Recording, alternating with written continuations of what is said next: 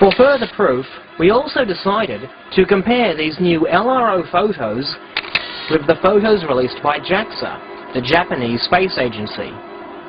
The Japanese claim that their SELENE spacecraft also discovered evidence of disturbance left by Apollo 15's descent plume. From the very first moment I saw these pictures, it was clear to me that the bright areas are just the far side of each crater being lit by the sun. Good for you! Did you steer all your friends on the right track when they erroneously used these brightly lit craters as evidence of disturbance? I don't know that it takes any particular expertise to discover that, and I don't know how much credit you should get for it. I think anybody who's seen a few pictures of the moon would recognize that right away. Apparently, someone at JAXA didn't recognize that, though, and of course you get the most mileage you possibly can out of it. They were just wrong. It wasn't the exhaust plume from the descent. So this whole portion of your argument is a straw man, which, fortunately for you, was set up by someone at JAXA. That person probably got demoted for such a blunder. Hardly. That person's blunder, as you put it, was echoed and amplified and stated as absolute fact by God only knows how many of NASA's supporters. Even NASA themselves ran their own article, not only claiming that JAXA's claims were true, but also claiming that they were confirmed by the eyewitness sightings of the Apollo 15 crew. The Japanese Space Agency's lunar mission, SELENE, Selenological and Engineering Explorer, also known as Kaguya, has photographed a potential halo left by the engines of the Apollo 15 lunar module at the Hadley Rill landing site near the Apennine Mountains. A rill is a long canal-like depression on the lunar surface. The halo is seen in the red circle in the 1 square kilometer image at left and the close-up at right. Scott and Irwin also saw the halo after leaving the surface, but this is the first time it has been photographed since the Apollo days. Clearly, the only straw man made here is Astrobrand's claim that this is purely one little mistake made solely by JAXA. Their erroneous article has been echoed and hyped about as though it were the discovery of the Holy Grail. Because the halo and the so-called lunar module are clearly two separate entities, we can only conclude that the LEM photographed by LRO is either a boulder or was composited into the image. We can only conclude that the LEM photographed by LRO is either a boulder or was composited into the image.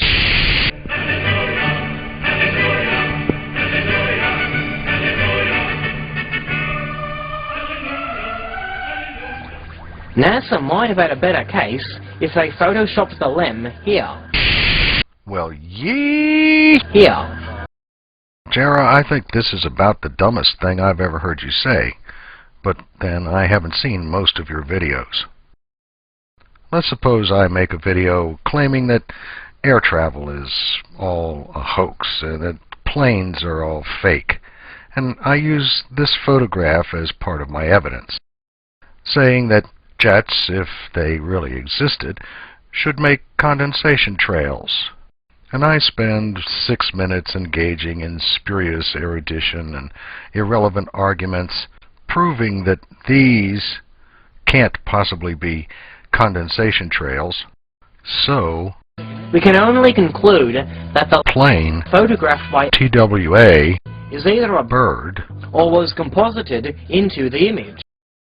Airplanes do not always have easily visible contrails, just as lunar landers do not always make easily visible blast anomalies in the visible light spectrum.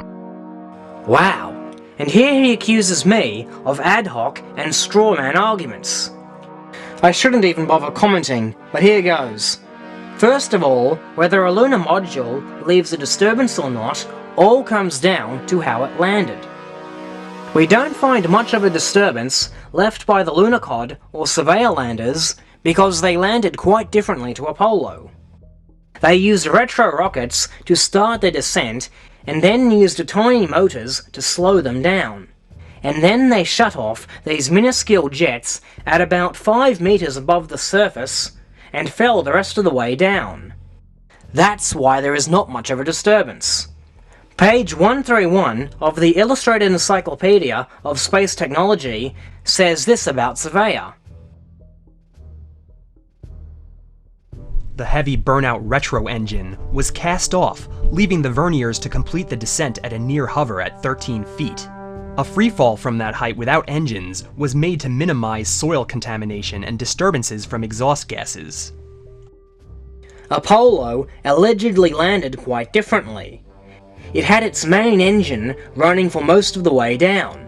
That engine began disturbing the soil when they were supposedly 20 meters above.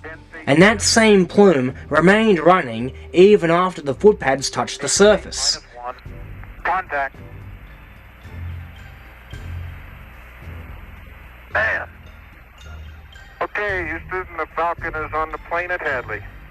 That means the plume would definitely spread out for many, many meters and would indeed create a visible disturbance.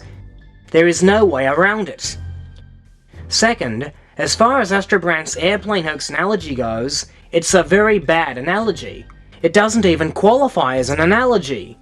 It's another straw man made by Astrobrandt.